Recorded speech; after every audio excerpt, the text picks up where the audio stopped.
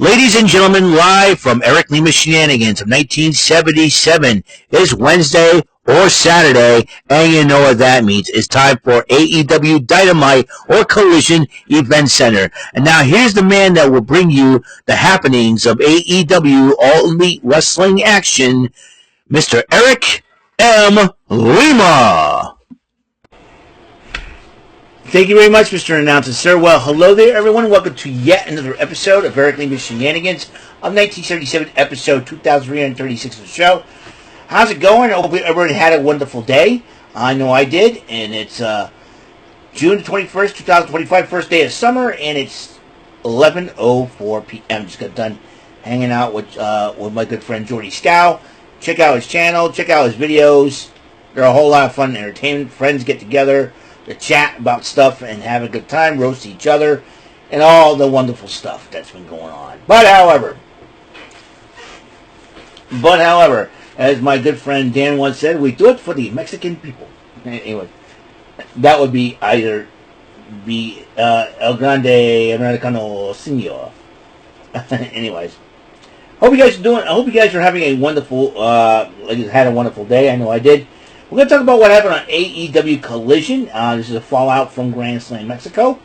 And I believe they're in Seattle, I do believe.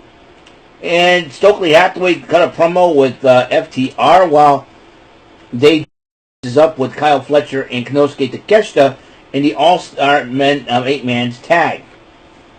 8-man tag. Meanwhile, non-title matchup as AEW World Champion Jon Moxley went up against AR Fox. And Jon Moxley ended up winning that matchup, but he continues to attack Fox after the match to send a message to Hangman Adam Page's challenger and All In. And along with Wheeler Yuta attacking him, Moxley addresses Hangman Adam Page after the match. He says he's sick and tired of Hangman Adam Page's personality and all that. He said he needs to change if he wants to be the world champion. Well, here's the thing, Mr. Moxley, sir. If you're passionate for become world champion, there's a reason behind that passion to become world champion, that desire to become world champion. And if you don't know it by now, Moxley, then you got issues, my friend. And I probably what were you thinking, Renee Paquette? What were you thinking, marrying that boy? Anyways. Some of the members of the AEW roster were reflecting on their time in Mexico, and they said, they had a great time. And as you know, Mercedes Moné became the first women's wrestler to compete in Madison Square Garden, Wembley Stadium, Arena of Mexico, and the Tokyo Dome. Those are the four cornerstones of arena wrestling. That's what those four stadiums are. Then we had the All-Star 8-man tag team matches. Paragons, Roderick Strong and Adam Cole, baby, the TNT champ, going up against former TNT champ Daniel Garcia and current Ring of Honor world champion Bandito to go up against FTR, Kyle Fletcher and Konosuke Takeshita. And it seems like a lot of chaos, including Stokely Hathaway getting involved. And in the end, FTR, Fletcher, and Takeshita won the matchup. But those four gentlemen continue to attack on Cole, Strong, Bandito, and Garcia until the Outrunners came to the aid of Bandito. And then you got the ladies of the women's All-Star 8-woman tag out as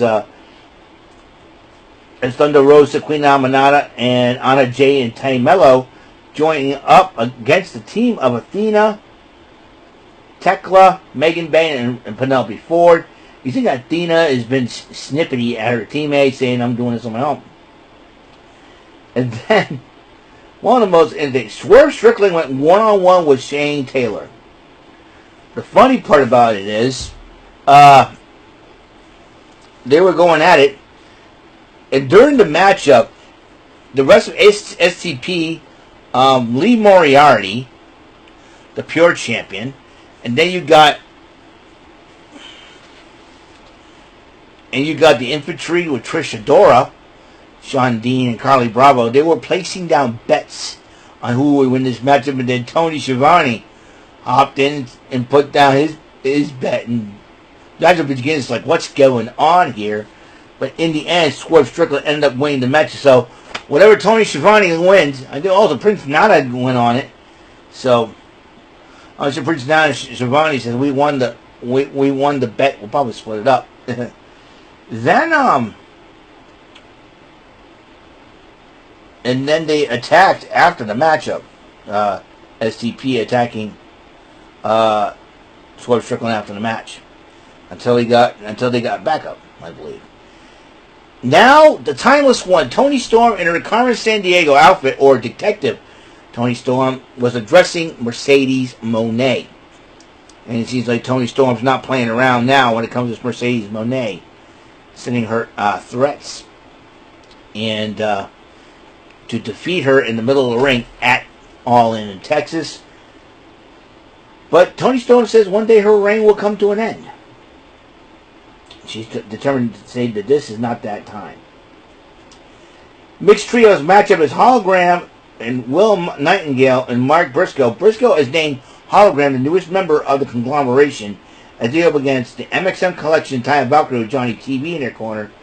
And speaking of Johnny TV, he got involved during the matchup and thoroughly embarrassed MXN Collection, in the end, Hologram, Will Nightingale, and Mark Briscoe won the match. Lexi Nair interviewed Chris Statlander about not having an ally, and then Wheeler Yuta interrupts her again, and then Chris Statlander tells him to get out of her face. And then John Moxley came up and said, "Don't let me tell you what to do. I'll tell you who you are." And they basically walked by, and Chris Statlander's kind of like from an angered look to a confused look. What is going on through Chris Statlander's mind? And then Tony Schiavone interviewed that hot dog head moron, Don Callis. I can't even stand the guy, Don Callis. Looks like a hot dog. I'll tell you how it happened. He was cutting a promo in an arena, I forget where, and some woman yelled at him, "You look like a hot dog!" And Tony Schiavone, not Tony Schiavone, Don Callis, he gets a kick out of it. Now, Tony Schiavone interviewed Don Callis. Callis grabs the microphone from him. And he introduced the newest member of the Don Callis family, Konosuke Takeshita. And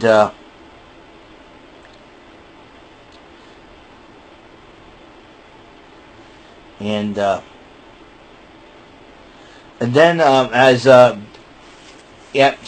Okada has been named the newest member of the Don Callis family by Don Callis himself, as he was talking, Mark Briscoe shows up and said, "Hey, what you did to my friend Kenny Omega was not cool." And he said something along the lines of,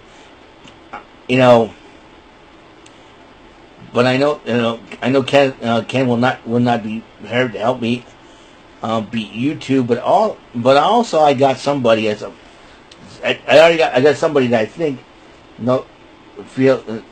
is a friend too to Kenny. I have another friend. So, and then Kota Ibushi ended up showing up, and then he and Briscoe fight off the Don Callis family, and looks like they have a new member in the Don Callis family, Kazuchika Okada. Let's see how this plays out at All In. The contract was officially signed before Chaos went down. And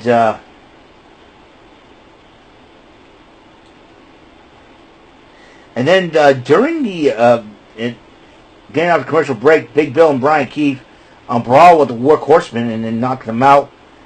And the Patriarchy comes out and addresses Bill and Keith.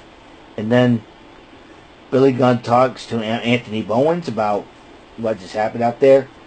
And in the end, Jet Speed versus Gates of Agony for the Ring of Honor tag team titles. No, actually, no. The titles were not on the line. Excuse me. They were not on the line. Excuse me. Jet Speed ended up winning the matchup. No titles on the line. It was not a title match. Well, Red Velvet. Actually, no, hold up. I'm getting way ahead here. Give me a second. And now the Jet Speed defeated the Gates of Agony, and the AEW All-Star 8-Woman Tag Match, Thunder Rosa, Queen Amanada, Tay Conti, and Anna Jay went up against Penelope Ford, Megan Bang, Tekla, and Athena. Anyways, this was a heck of a matchup until Billy Starks distracted the referee, and then Cash Manning and Thunder Rosa proceeded to beat up on the ladies' order of food, which Kenny was not very happy with. So during the matchup, though, they didn't cause a lot of havoc, and in the end, the Penelope Ford, Megan Bang, Tekla, and Athena ended up winning the matchup, which Billy Starks gets involved during the match. That's what caused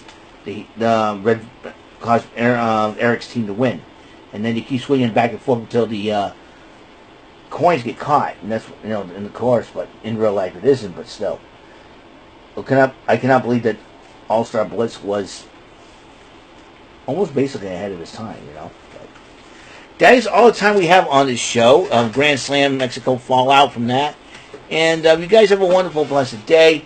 Tomorrow, I don't know what to do, but I'll figure something out. And I will see you lovely folks later. You guys have a wonderful night.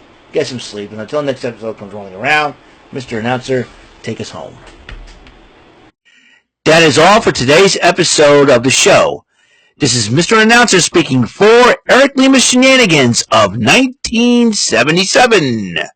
A Big Beefy E and Do It for Bob Saget production, and in association with a Raving Bull for 3000 Telepictures and Distribution. Thank you for watching another episode of Eric Lima Shenanigans of 1977. See you later on the next episode of the show. Goodbye for now.